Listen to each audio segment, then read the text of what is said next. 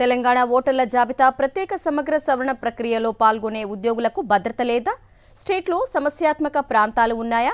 Police భద్రతతోనే ఓటర్ల ఇళ్ల ముందుకు వెళ్లాలని ఎలక్షన్ కమిషన్ ఆదేశాలు ఇవ్వడం వెనుక కారణాలేంటి?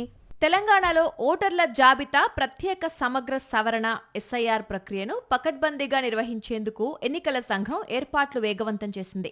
ఎస్ఐఆర్ విధుల్లో పాల్గొనే బీఎల్ఓలు, బీఎల్ఓ సూపర్వైజర్లకు పూర్తి భద్రత కల్పించాలని రాష్ట్ర ప్రధాన ఎన్నికల అధికారి సి సుదర్శన్ రెడ్డి పోలీసు అధికారులను ఆదేశించారు. సమస్యాత్మక ప్రాంతాలను ముందుగానే గుర్తించి ప్రత్యేక పెట్రోలింగ్ నిర్వహించాలని పోలీసు పెద్దలకు సూచించారు.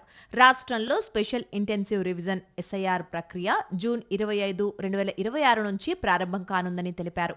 బూత్ లెవెల్ అధికారులు ఇంటింటికి వెళ్లి ఎన్యుమరేషన్ ఫారాలను పంపిణీ చేసి అనంతరం వాటిని తిరిగి సేకరించాలని ఆదేశించారు. ఎస్ఐఆర్ విధుల్లో పాల్గొనే బీఎల్ఓలు, బీఎల్ఓ సూపర్వైజర్ల వివరాలను స్థానిక పోలీస్ స్టేషన్లకు అందజేయాలని ఎన్నికల అధికారులకు సూచించారు. అలాగే సమన్వయం కోసం పోలీసు అధికారుల సంప్రదింపు వివరాలను ఆయా బీఎల్ఓలు, బీఎల్ఓ సూపర్వైజర్లు సేకరించి పెట్టుకోవాలని ఆదేశించారు.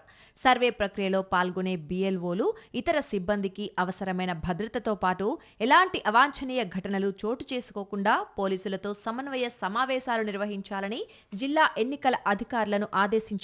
రాష్ట్ర వ్యాప్తంగా దాదాపు 83 లక్షల ఇళ్లను సందర్శించి సుమారు 3.39 కోట్ల మంది ఓటర్ల వివరాలను సమగ్రంగా సవరించడం ఈ ప్రక్రియ ముఖ్య ఉద్దేశం.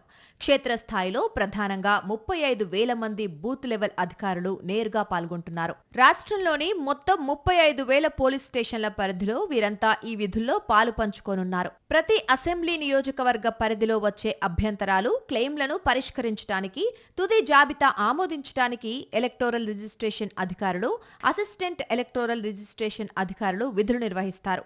క్షేత్రస్థాయిలో సర్వే నిర్వహించే సిబ్బందికి రక్షణ కల్పించడానికి, సమస్యాత్మక ప్రాంతాల్లో పెట్రోలింగ్ నిర్వహించడానికి రాష్ట్ర పోలీసు విభాగం సహకరిస్తుంది. ఎస్ఐఆర్ ప్రక్రియ మొదలైన నాటి నుంచి ముగిసే వరకు ప్రక్రియలో పాల్గొనే ఉద్యోగుల భద్రత అంతా పోలీసుల మీదనే ఉంటుందని, ఎక్కడైనా అనుకోని సంఘటనలు జరిగితే వెంటనే అప్రమత్తం కావాలని సెంట్రల్ ఎలక్షన్ కమిషన్ పోలీసు అధికారులను ఆదేశించింది. ఎన్నికల అధికారులు, పోలీసు అధికారుల సమన్వయంతో సర్ ప్రక్రియను పకడ్బందీగా కొనసాగించాలని సూచనలు చేసింది.